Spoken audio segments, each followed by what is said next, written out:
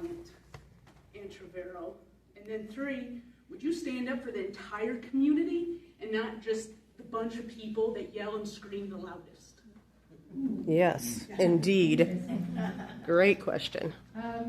So a lot of, let's start with the first question, if you could repeat that one.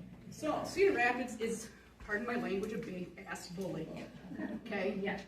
They're getting out of hand. I mean, if you look at the wells that they started drilling in Fairfax without our permission, with you just coming from a smaller community, how would you deal with Cedar Rapids? Would you put up a fight or would you roll over?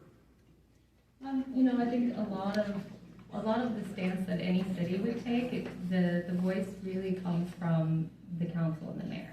So me personally, that my capacity is to act as a representation of this community, and you as citizens elect officials every single year, and so in that regard, your voice and input matters greatly, and taking that to the council and having those things on the agenda and having that open dialogue and that discussion so that your council and mayor can support you, knowing your opinion on it and just having all the information in front of them to act and make those decisions.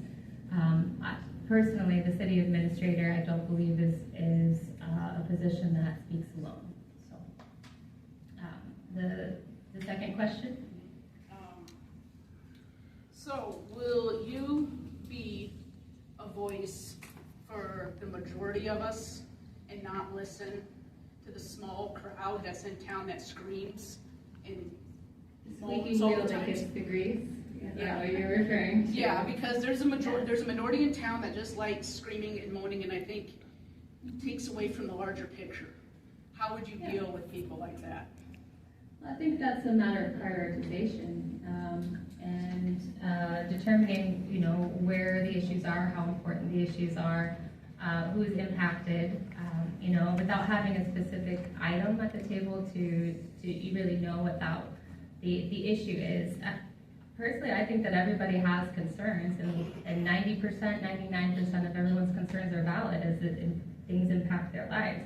A simple change to your community can greatly impact how you exist. So listening to those, having a process for a development of a complaints process that makes sense, and then making sure that the issues that are important get to the top, get to your council and mayor to get addressed.